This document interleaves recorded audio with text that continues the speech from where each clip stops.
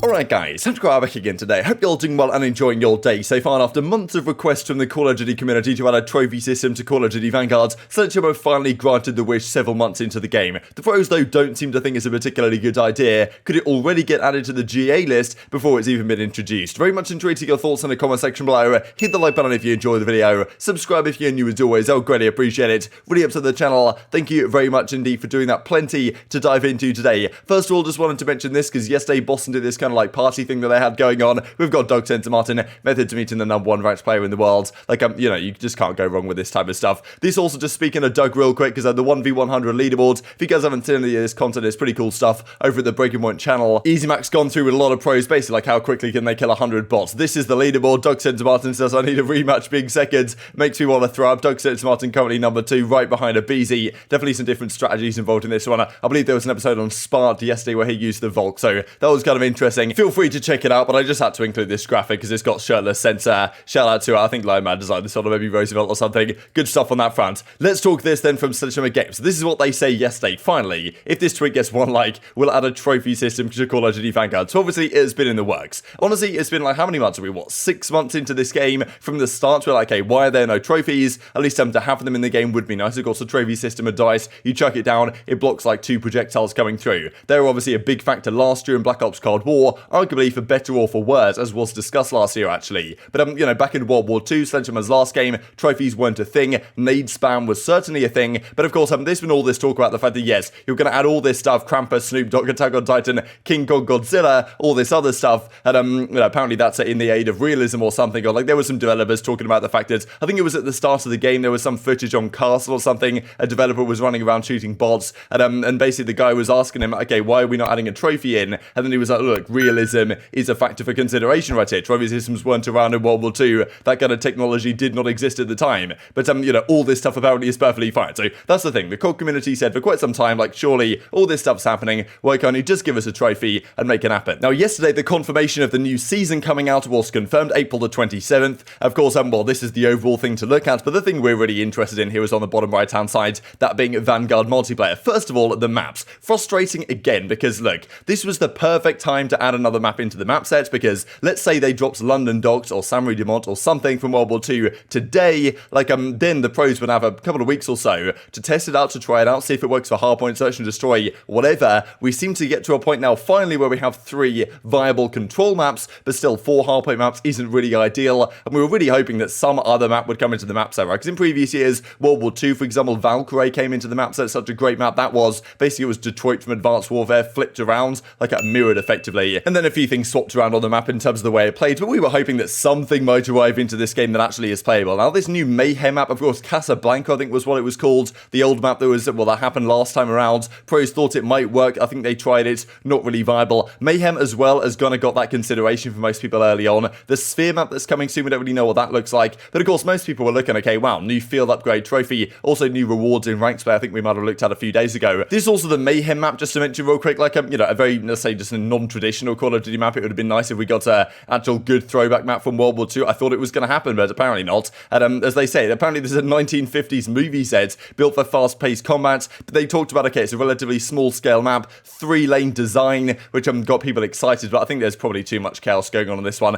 I suppose we'll see, but I don't really think the pros think this is viable, at least on first impressions. Maybe they'll change their minds, but this seemingly on this map as well. I mean, what is even going on right here? It's such a strange map to even look at, to be honest. I guess it's kind of cool, but I can't see it being competitively viable. But this is the trophy system in the bottom right-hand corner. This will block a couple of incoming projectiles, of course, a pretty big deal. But the pros seemingly aren't too happy about this. So last year, there was a fair bit of talk towards the end of the title, maybe in the middle of the year as well, that let's say a map like Moscow, for example, you're trying to break into P3, very good money hill on that map. Like, you want to throw your nades, you want to get the people out of the power positions, and there's just trophies all over the shop. There were so many trophy system spots that people could find. I'm not sure if there was a GA last year on how many trophies each team could have, but if you guys played like, you know, ranked play and stuff, it was a bit egregious at times, right, that the other team would just have so many trophies all across the map, and your nades were practically useless, right? I think last year's trophies would kill like 3 projectiles as well, so they were even more powerful than usual. But there has been plenty of talk from the likes of Octane, trophies unironically bad in this game. Imagine breaking P3 on Gav with strict gunning. That's the thing, like the B point on Gavutu, P3 hard point on the map as well. There's a fair few situations where the power positions are so strong for the team holding the points that like, are you going to be able to do anything if if your nades do nothing, right? If each team is running 4 trophies as their field upgrades, because I guess you don't really need dead silenced respawns, right? Like if you're going to use a trophy in respawns, then let's say there's 8 trophies on the map at any point, and in Black Ops Cold War was even worse because you could get it a couple of times, and like you yourself could put down like a couple of trophy systems at once. It was insane, the trophy spam on the map, to be honest. Like nades were effectively useless. That's the thing, nades in this game, I quite like how, yes, they're a bit strong, and maybe they're not quite as bad as they were in World War II to the extent of the nade spam, and I think early on in the game, the teams weren't particularly well attuned to actually how to hold hardpoints, to the point where some hardpoints were just so easy to break, because you just coming in for the hardpoints, you're chucking all your nades and utility in there, and the team that's trying to hold the hardpoint is just, stuck effectively. They're going to die to the nades, and then rinse and repeat when they come off spawn. Now, it's kind of toned down exactly how bad that was right at the start of the title, but it's still a consideration that if that is now not a factor at all, then is the team holding just going to have it way too easy? Because we've seen, for example, on something like, Gavutu B point, you're trying to capture that control point, the guy's sitting there in the tank, and you have to get your nades bang on if you're the defensive side to get him out of the tank, and if you don't, you're probably going to lose the round because he has a good power position over there that he can take advantage of, and nades are a good way to do that. And of course, if he has a trophy system in his back pocket, he chucks it down, 2 of the nades get destroyed. Unlucky sunshine. So that's what Octane believes. As Hip says in the reply though, pros are probably going to run 1 trophy a team. Ranked play going to look like Cold War again. That is the issue, right? I think the ranked play situation actually might be worse off as a result of this. Like right now, ranked play might not be great, but I think trophies, if anything, might make it even more difficult to break hardpoints. Yes, you could say, okay, look, you've just got to rotate early, you can't rely on just breaking in with nades and stuff, which might be fair enough, but even as Octane says, the 1 trophy thing sucks, right? So we're saying, okay, let's say we even GA it so that only 1 player can run a trophy on a particular team. Octane isn't really a fan of that because, as he says, if you get RNG'd, if you kind of get unlucky by the trophy guy having to hold pinch or something, if you're the one to run it, you've probably got to be the guy getting in the hill all the time and this type of stuff. So it's definitely an interesting topic of discussion. Like, as Prestinni says here in the reply, the problem is they're really good on some hills, like at, P5 Tuscan, it's probably a good idea to have some trophies there, right? Because the nade spam that can come through to that small building, like,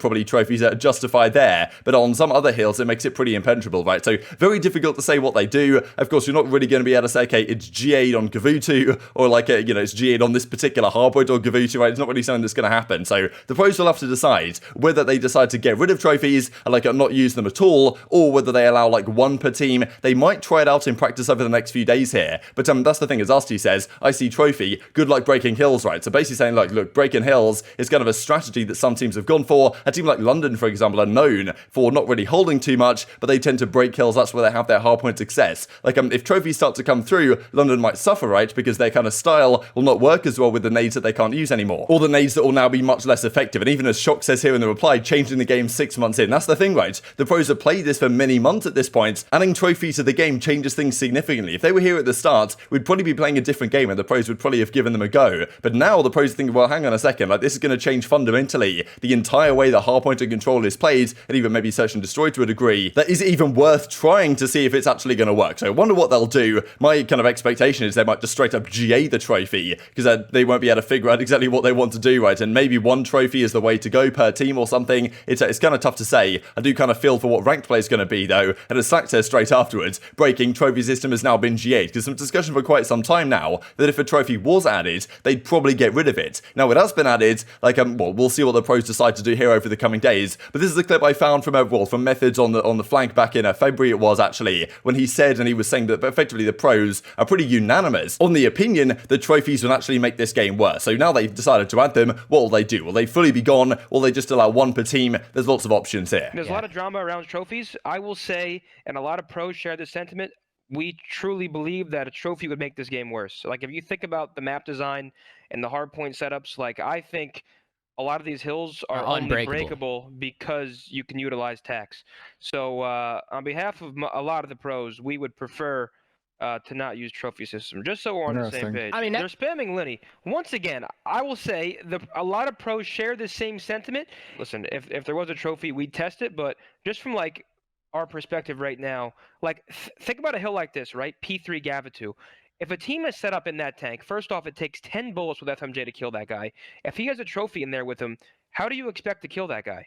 So that's the point that Octane's really trying to get across, right? Like, you know, if I'm in the tank on P3 on Gavitu or something, like, and you're queuing up a ranks game, good luck killing me out of that, right, with no grenades. I'm going to set down my trophy system, it's going to be sitting right next to me, and there's nothing you're going to be able to do with your nade spam, right? So that is obviously the question mark that these teams are going to have to deal with. On some hardpoints, it's probably viable, on some it's probably not, but they're probably getting used to having played the game this way for several months at this point, 6 months since it came out. Now for Cellium to add it in, it does seem like maybe too little, too late, to be honest. Definitely tweeting your perspective, though, in the comment section below. This is also from Crone with the Pro-Am Classic coming up very soon. Maybe we'll see trophies at this event, maybe we will not, but I thought this was really funny, actually. So first of all, this is a single elim tournament, so I was kind of surprised at how low the odds were here for Optic and FaZe, but you know, apparently Mutineers are the third most likely team to win the event, at least according to, I think this is on Bet365, Boston Breach, LA Guerrillas, Seattle Surge. The funny thing is to me that as you keep going down and down, you'll find that actually Ultra Academy North America, one of the Challengers teams, is considered to have a higher likelihood to win this event than the Paris Legion. So that sucks pretty bad if you're the Paris Legion guys, but you know, Fire 40 here at 201 to 1, something along those lines. But yeah, this is kind of the favourites list effectively. Optic, FaZe apparently, and then Mutineers number 3, which are kind of surprising to me, but you know, it is what it is. Of course, it's affected by what people are betting on and this type of stuff as well. This also, just to mention real quick, the trials that have been going down the last few days, we expect that they are somewhat close to conclusion here over the coming days. Clay does say this though, sometimes you think it don't be like that, but it do, so no idea what he's on about. But this also just from Paul X real quick, because there was some talk and a couple of you guys pointed this out to me, that Paul X was kind of spotted, Intel Lolly says right here, like you know, practicing, or maybe this was just in ranked play or something, with Crim and Hydra. So difficult to say what the starting team is going to be right here. But you know, as Paul X says, Paco and Porter, that being Hydra and Porter, are actually Beavis and Butthead on the map together. So there was some talk about this, but like, it seems like these three guys are playing together again, which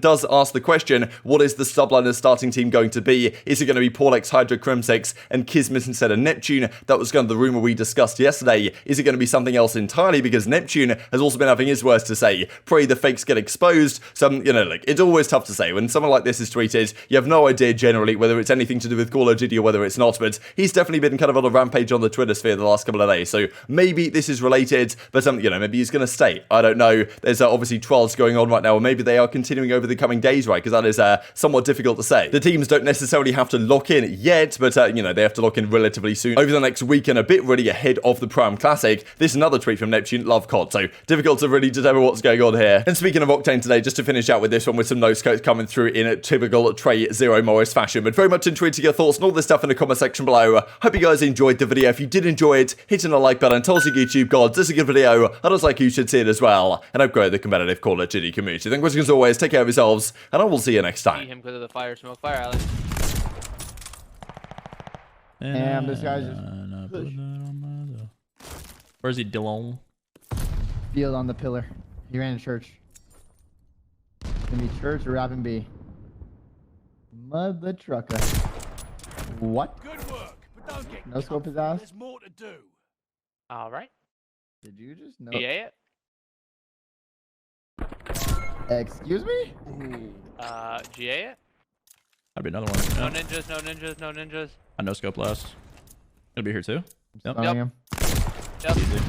Oh my god. Trey, I'm stealing your gimmick, bro. Literally a Did you knob. no scope again? Yeah, do you know what's so sad about you stealing my gimmick, yeah? It's like Scump stealing my gimmick, yeah?